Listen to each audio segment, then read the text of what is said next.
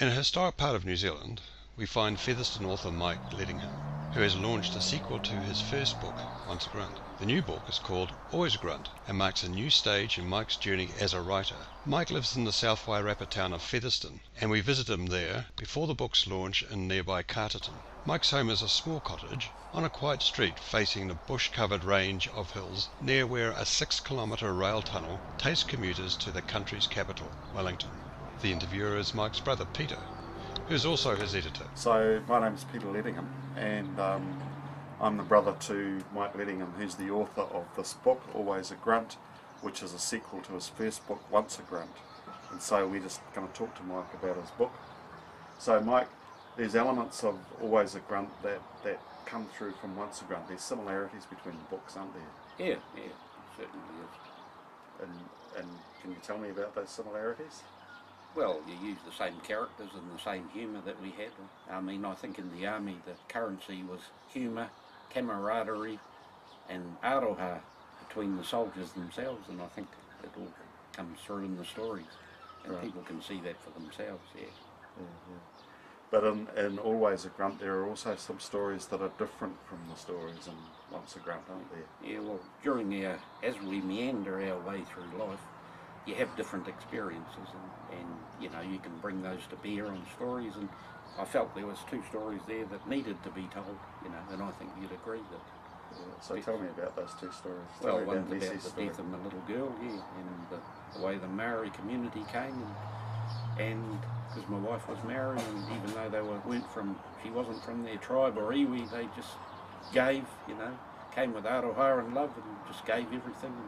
You know, and it was really terrific, you know, at a time when you're pretty down, you know, so yeah, I'll never forget it. And you've had that similar experiences through other episodes in your life, haven't you? Yeah, well, you know, obviously, army mates die and all that, you know, you end up going to tangi, and it's a beautiful way they do it, you know, only to be admired. And what about the other story here, the boy? What can you tell us about that? Well, it's based on a true story, and it obviously, you know, it happened within our family, and when my brother went for help, the Catholic Church wasn't there. They did a good impression of Judas trying to get out of it, and that angered me to the point where we decided to go public, and that certainly got some action out of them, but we know from contacts over the years that they're still doing the same thing they did to us. They're stonewalling and snowballing and trying to sweep it under the carpet. So that's led to me writing the story, and I think every Catholic should read it. Right. So these stories, the boy and Nessie's story, they're a bit different from the sort of rollicking army yarns, aren't they? Yeah, well. So tell me about how you approached writing those, because I imagine it was different to write those than it was to write some of the funny things about monkeys in the army and what have you. Nothing wrong with monkeys in the army. Yeah, no, you never forget something like Nessie, and you know, it took 20 years before I could go back to it and start writing it down and recording it, but what happened over those 3 days is a blur, but you do recall things. So what I've basically done is written down what I could recall, you know, and there's obviously other things that went on.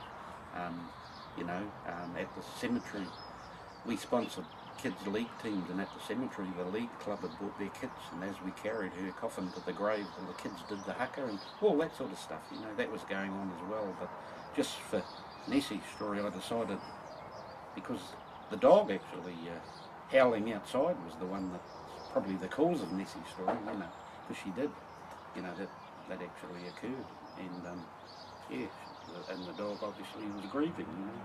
So yeah, no, that was probably the basis for writing that story. And was it hard to write? I mean, even now, I can't really read it without getting a bit of a tear. Yeah, no, when I read it, I can get a tear in my eye. When I sit down to write, I don't actually think about what I'm doing, the words just come out, you know, and it's only when you go back and read it, you realise the input of what you've written. Well, that's how I find it. That's when you're writing well, you know, so yeah, so it just flowed out, if you like, you know. Yeah, that certainly caught something. Yeah. And the boy must have been hard, had its own challenges to write as well? Yeah, no, I wrote that probably with anger. you know, as I say, over the years we've been contacted, and I know the lawyer we had was contacted by people who he tried to get them some sort of settlement with the Catholic Church, but they stonewalled, and you know, so there's a bit of anger in it. And like Mike, the publisher, says, there is probably a full story there, but you know, that'll be a hard story because I've obviously got to think about my brothers and my family, you know. So yeah, no, but I think there's a bit of anger in that one. And like even their own boss has slanged them, hasn't he? And they've been slammed by the United Nations, they've been slammed by their own boss. So yeah, you know, there's something there that's not quite right, and they need to do something about it, I reckon. And they'll have no respect from me until they start doing something constructive.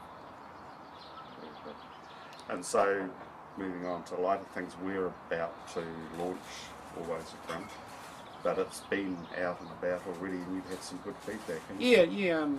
The ladies down at local Featherston Library, I donated a copy, and they all loved Nessie's story. And yeah, no, I'm getting a lot of good feedback, early feedback.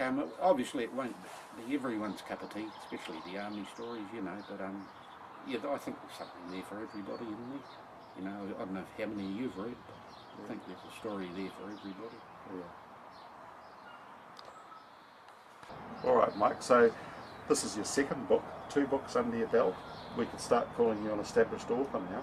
So what's next? Where are you thinking about going now? Yeah, well, your mother always dined out on the story of when I started school, the nuns having to tie me to the chair to keep still, and I still have trouble concentrating for long periods of time, but I think I've got 4 stories that could possibly be finished into full-length stories. But by full-length you mean? Yeah, a novel. Novel. Yeah, oh, but the trouble is you wake up in the night with an idea for one of them, and then a week later you might wake up for an idea for another one. So you're sort of doing that, you know. So yeah, I'd have to maybe have a talk with Mike and maybe decide which one we're going to bring home, you know. Obviously the sexual abuse story, but that involves the family and you know, like it'd bring up a lot of raw emotion, and so I'm not, well, there is a story there, I'm not overly sure whether that's the way to go at this stage. Yeah, so that's about where I'm at.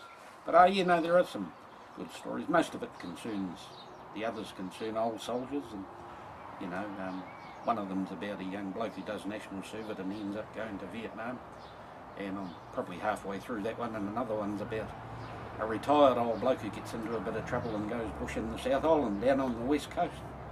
Might call it the Looney Marys. And the other option, of course, is I hit the big 6-5 next year, and I wouldn't mind going and doing that course at Whitiora, the creative writing course, and you know, learning a few more things that make things easier for me. You know, at the moment I'm using my memory mostly, and I get the odd reference. I get my niece's husband to look up online about weapons and that, but other than that, I haven't been researching greatly. But you can feel that your writing has developed, though. Yeah, I think so. I think this here is far more professional than the first one. Right. Yeah, and also I read a report online down at the library last week. Someone said it was a lot of rehashed old stories heard around campfires in the army, and there are a few there, but there's some there that I'd never heard of or seen as well, you know, so in a way they're right, but I mean, no, not everyone's going to like it, are they, you know. And there aren't very many books around like this. No, that's true.